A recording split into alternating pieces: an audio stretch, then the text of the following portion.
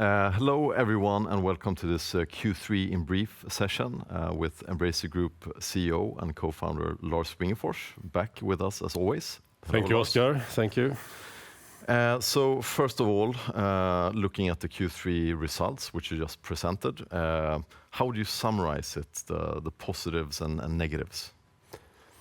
No, I think we had another stable quarter. The PC console revenues and profitability came in a bit higher than our expectations that were a bit muted before. A good holiday sales, some subscription program deals, some good partnership revenues generated a stable performance. I was really pleased to see also a fairly good free cash flow of 900 million in the quarter.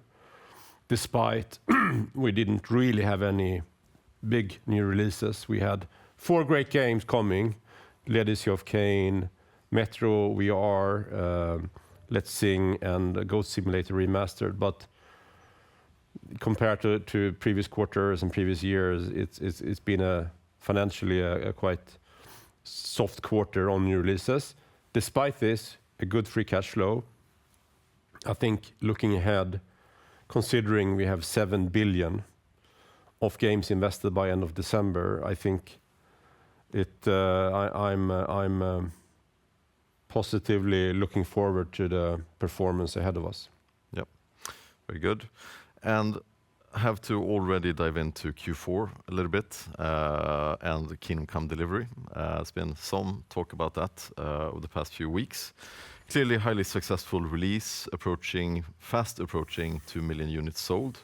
What are your thoughts on the game now, I think 9 days after release? No, I'm just so happy and pleased with Warhorse, what they have executed. You know, they joined Embracer 2019. They had their vision to create a sequel of a fantastic game.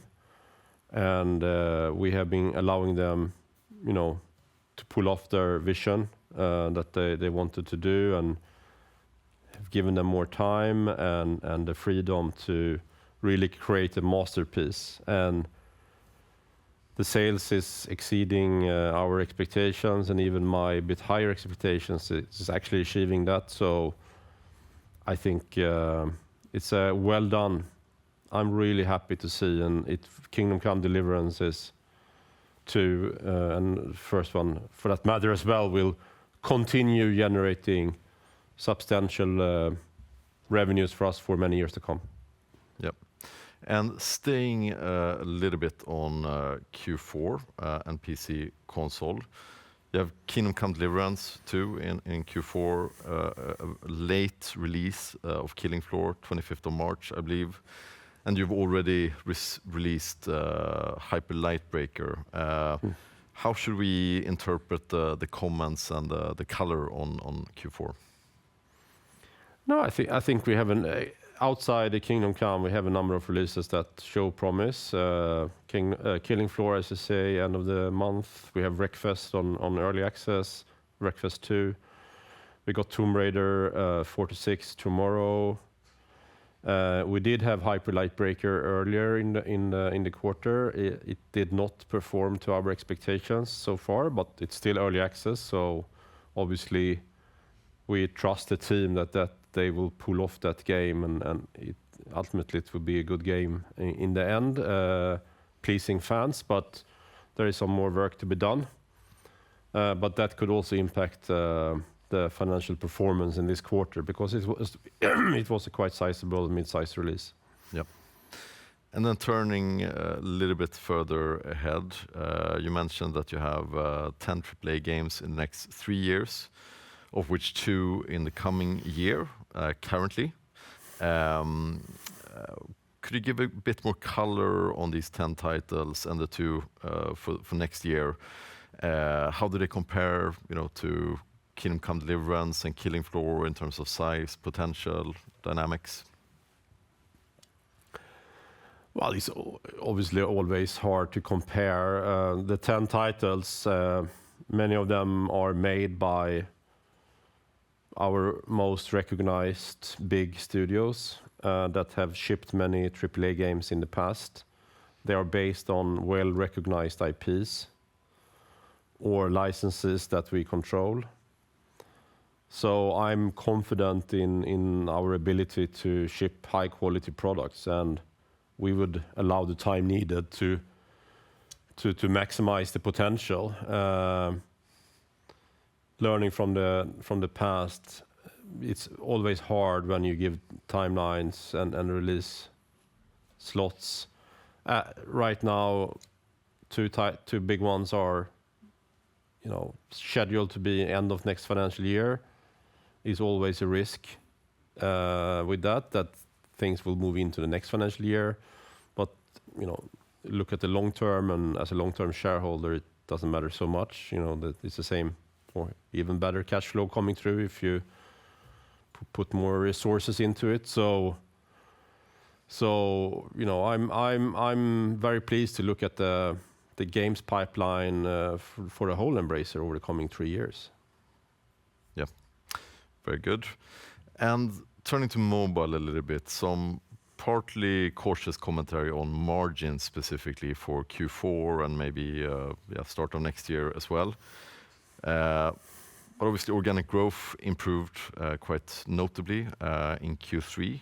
What is the implications for organic growth, and if you could describe a little bit the dynamics and ROI in hybrid casual for CrazyLabs? No. Organic growth is good news because it means you will make more money in the future. So I'm really pleased to see that CrazyLabs, in the end of the last quarter, actually had 3 new hybrid casual games performing very well, to that degree that they are now making significant user acquisitions investments. So the muted profitability or low margin or no margin is good news, because that means we will make more money on the long term. So I will allow the team to make the investments they believe is reasonable to maximize the global potential of those 3 games and obviously the rest of the pipeline. So I'm really pleased to see that growth again within CrazyLabs. They really made a transition in a good way from hyper casual to hybrid casual. So I think they're well positioned in a very competitive global landscape. Yep, very good. And as of Q3, on a pro forma basis, 5 billion in net cash, quite a strong financial position to when we stood here 1 year ago, if I remember correctly. Yeah. What is your focus ahead to deliver results as well, and also create value, deliver value over time from where we are today? No, but obviously it's super good to have a strong cash position. It gives you more power to look at opportunities and to do things, and you become a more safe business partners to other companies. So comparing to a year ago, I'm really happy to see that. The most important thing is obviously that the underlying business generating a cash flow. And now, considering our well-invested pipeline, our remaining companies and IPs and teams I'm confident they will generate profitability in the years ahead. So I think that gives us and gives me a great confidence about the future.